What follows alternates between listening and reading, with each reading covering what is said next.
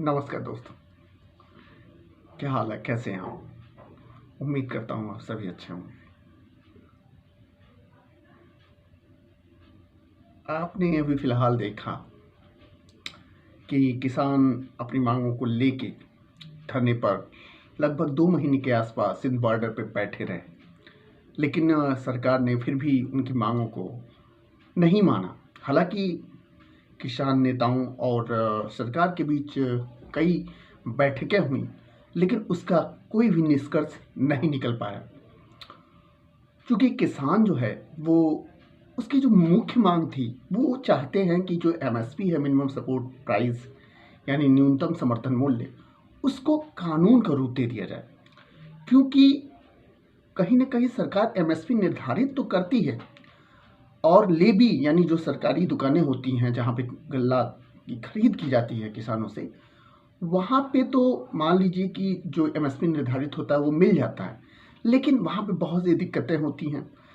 समय से खरीदारी नहीं होती है, तब तक वो बता देते हैं कि हमारी लिमिटेशन पूरा हो गई, जिसकी वजह से किसानों को मजबूर होके बहुत सी इस तरह की समस्याएं आती हैं, जिसकी वजह से किसानों को प्राइवेट दुकानों पर, यानी साहूकारों के पास ले जाकर अपने फसल को बेचना पड़ता है, जो एमएसपी निर्धारित होने के बावजूद बहुत ही कम कीमत पे बिकता है। अगर एमएसपी मान लीजिए गवर्नमेंट ने 1800 या 1850 रुपये निर्धारित कर लिया, तो वही जब एक व्यापारी जब खरीदता है तो उसे 1300 रुपये या 1350 रुपये, 1400 रुपये कुंटल के हिसाब से खरीदता है। लेकिन किसान ये चाहते हैं कि एमएसपी को जब कानून बना दिया जाएगा तो ऐसा संभव नहीं हो पाएगा, क्योंकि जब एमएसपी कानून होगा तो जो सरकारी दुकानों पे जिस रेट पे उसकी फसल को खरीदा जा रहा है वही प्राइवेट दुकानों पे भी खरीदा जाएगा और उससे कोई समझौता नहीं कर पाएगा। अगर कोई उसे कम रेट देता है या मजबूर करता है कम रेट पे बेचने के लिए, तो वो किसान क्या कर सकता है? कानून का सहारा ले सकता है। वो जाके थाने में एफआईआर कर सकता है कि भाई देखिए कानून है और ये मुझे इस कीमत से काफ़ी कम पैसे दे रहे हैं। लेकिन सरकार इस बात को मानने के लिए तैयार ही नहीं। आखिर में इसमें दिक्कत क्या है? भाई जब आप एमएसपी बना रहे हैं तो एमएसपी को कानून भी बना दीजिए। मांगे तो उनकी और भी है, जैसे आवश्यक वस्तु भंडारण अधिनियम है, जिसमें पहले था कि एक लिमिट तक ही आप जो आवश्यक वस्तु है उसका भंडारण कर सकते हैं। उसके उपरांत आपको अगर रखना है तो उसके लिए लाइसेंस, परमिशन लेना पड़ता था, जिसकी निगरानी सरकार करती थी, जिससे कहीं ना कहीं मार्केट में चीज़ों को डंप नहीं किया जाता था, जिससे रेट पे नियंत्रण रहता था। लेकिन अब सरकार ने क्या किया है कि जो भी आवश्यक वस्तुएं आप जितना भंडारण करना चाहें कर सकते हैं। तो इसमें किसानों को कहाँ फायदा होगा? यहाँ फायदा तो कहीं ना कहीं जो साहूकार वर्ग हैं, जो व्यापारी वर्ग हैं, उनको ही फायदा हुआ। किसान तो उसके पास इतना जगह ही नहीं होता कि अपने माल को स्टोर कर पाए काफ़ी दिनों तक। वो तुरंत बाजार में ले जाके बेचता है, उसको और भी चीज़ें करनी होती है, उन्हीं पैसों से अपना अगली फसल की बुआई करनी होती है, अपनी ज़रूरतों को पूरा करना होता है।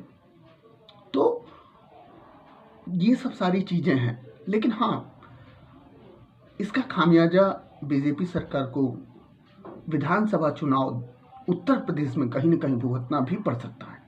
हो सकता है कि इनकी सरकार रिपीट न करे, क्योंकि उत्तर प्रदेश भी एक कृषि बाहुल्य प्रदेश है और यहाँ की जो आबादी है वो भी अधिकतम जो जनसंख्या है वो कहीं न कहीं कृषि पर ही निर्भर है। उनकी ज़रूरतें खेती से ही पूरी होती हैं। और तो और इधर कांग्रेस में प्रियंका गांधी जी को भी देखा जा रहा है कि काफ़ी वो एक्टिव नज़र आ रही हैं।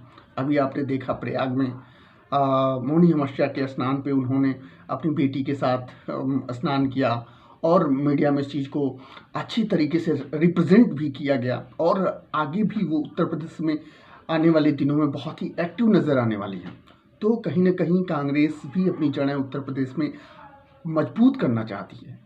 और तो और मैं एक चीज़ और देख रहा हूँ कि बहुत से युवा जो नेता हैं, छात्र नेता हैं, वो भी अब कहीं ना कहीं कांग्रेस से जुड़ रहे हैं, क्योंकि उनको लगता है कि ये एक ऐसी पार्टी है जिससे हम अगर इसमें राजनीति करते हैं तो हम मुख्य धारा में आ सकते हैं, बाकी जगहों पे शायद हमें मुख्य धारा में आने का मौका न मिल पाए। लेकिन अब प्रश्न उठता है कि आखिर में उत्तर प्रदेश में सरकार किसकी बनेगी?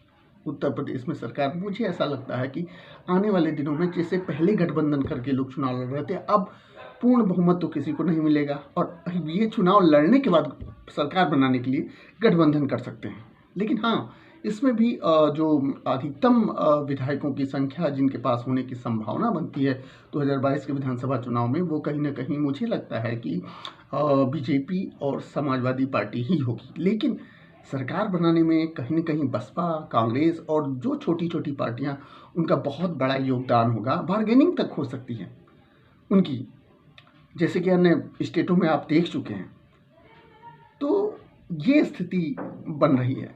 तो मुझे लगता है कि अगर बीजेपी पुनः से सत्ता में, अब अन्य प्रदेशों में भी जो आने वाले दिनों में बहुत से प्रदेशों में विधानसभा चुनाव होने वाले हैं, वहाँ अगर सत्ता में आना चाहती है तो उन तीनों कानूनों में से कम एक कानून जो एमएसपी है उसको कानून तो बना ही देना चाहिए, जिससे किसानों का भी हित होगा और बीजेपी पार्टी बहुत ही मजबूत हो जाएगी, जिससे आने वाले बहुत दिनों तक उन्हें कोई सत्ता से बेदखल नहीं कर पाएगा।